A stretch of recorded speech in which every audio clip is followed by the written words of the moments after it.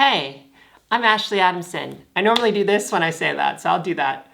Hi, I'm Ashley Adamson, and we're going to talk about dysphoria and perception. I made this a separate topic from dealing with body dysphoria that you can't change, only because it's such a big topic and there's a lot of things to do. This was a question that actually came to me from one of my patrons, and if you'd like to support me, the link's down below. And this is also a voted topic for today. But I made this sketch, and I wanted to share it with you because it's kind of important to talk about.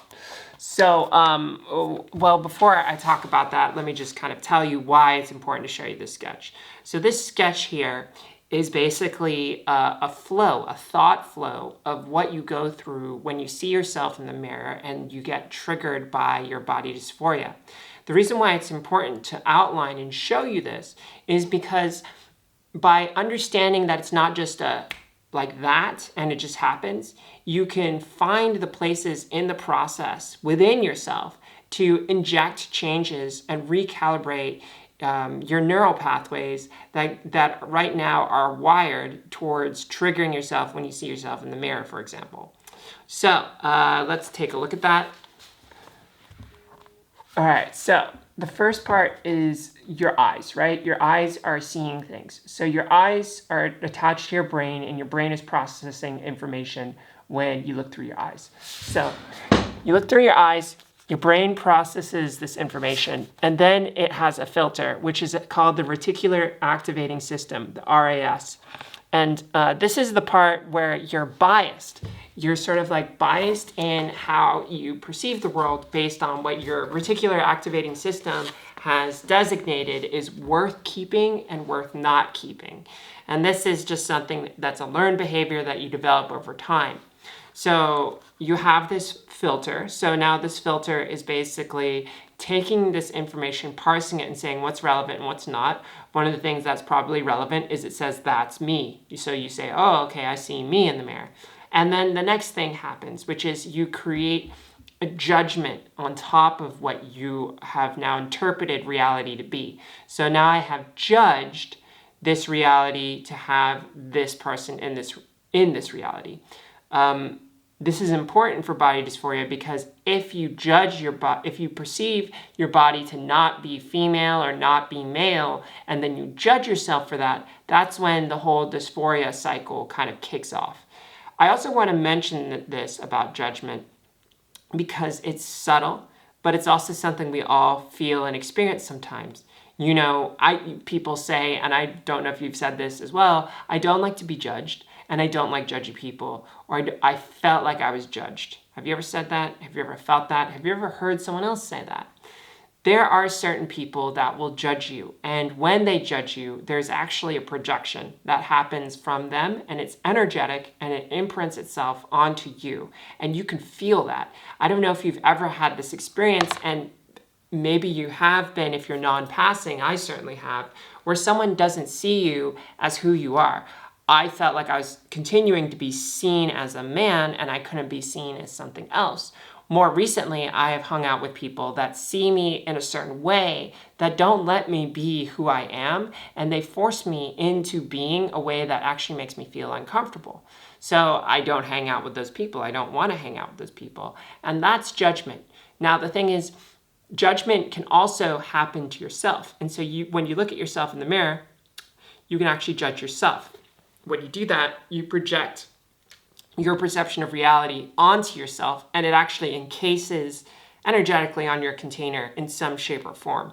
Now, that strength is kind of like a function of how much energy you put into it, but it's probably subtle, and you do it all the time. And the more you do it, the more that reality becomes real, and that realness may make it seem that there's no escape from your dysphoria or the experience of your perception of yourself, that you are, quote unquote, a man in a dress, or the other way around, a woman in guy's clothing, or a woman trying to pretend to be a guy.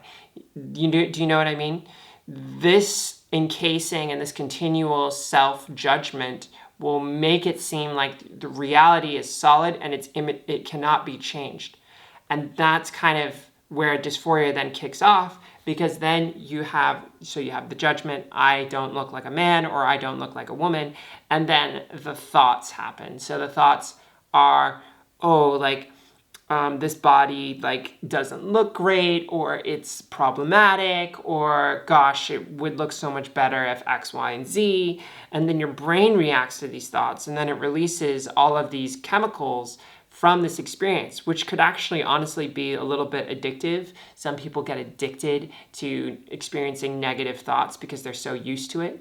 But there's also like negative emotions that you might be feeling, and that can make you feel even worse. And that's really where body dysphoria starts to kick off. And then there's this cycle where you have this negative feeling, and then you continue to look at your body, you continue to judge it, you continue to have these negative thoughts, and you continue to have these negative feelings, and it becomes this downward spiral of like feeling worse and worse and worse.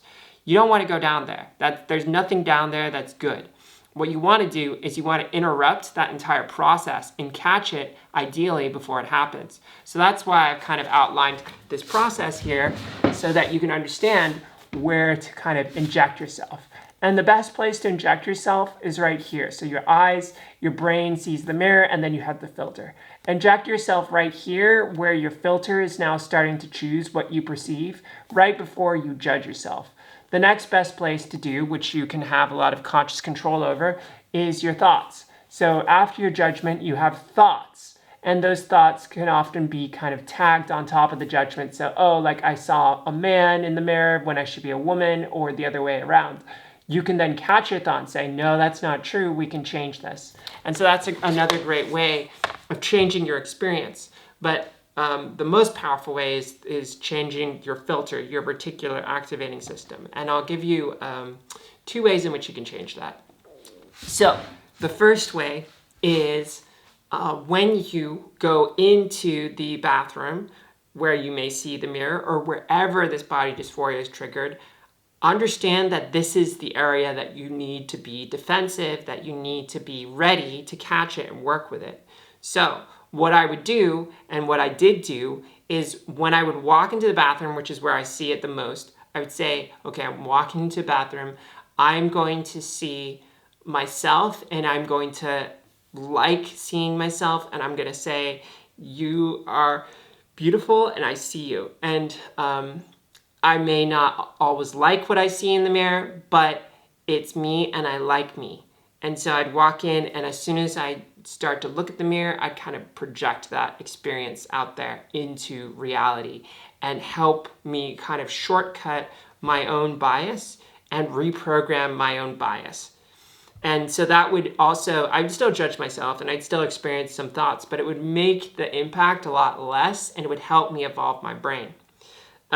The other thing you can do is to create a reminder in the mirror, which I use as well, to put a sticky on the mirror that says, I'm beautiful. Just put it there, or I am love, or something positive that is meaningful to you.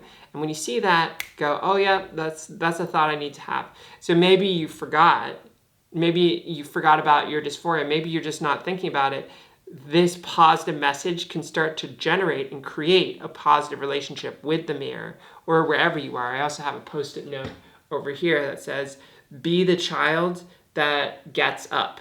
And what that means to me is every time I feel like I fall down, get up with innocence. Don't get up with resistance. Children, when they get up and it hasn't hurt them and they're not crying, and feeling like death, they get up just very easily, and then they go after whatever they're going for. Be that child. That's something that I remind myself for, and it really helps. The last thing is you can reprogram the reticular activating system through visualization techniques, because the reticular activating system does not know between reality and not reality, whatever you call that, imagination. And so you can actually reprogram it by just closing your eyes and reimagining feelings and experiences that you would have with yourself in the triggering situation, whether that is just looking down at your body or looking in the mirror. You can close your eyes and visualize the experience, begin yourself winding up to the moment right before, and then you step into it, and then you kind of experience it. You may feel the same feelings, and you can kind of step back and say, okay, Now that I've gone through that experience of just experiencing what I normally experience in my imagination, how would I want to change it? How would I want to tweak it and make it better for myself? That's where you kind of come in and you say, all right, this is the feeling that I want. And so now I'm going to go do this whole experience again, and I'm going to have this positive feeling in what I want. And you do that, and I swear, if you do that like 5-10 times in one setting, and you do that a few times in a week, you're going to start to notice results and you're going to start to notice changes. So I hope that's super helpful. Thank you for my patrons for supporting me. If you'd like to support me as well, you can sign up on Patreon, join our Discord group, that part's free, and I'll see you in another episode. Okay? Bye!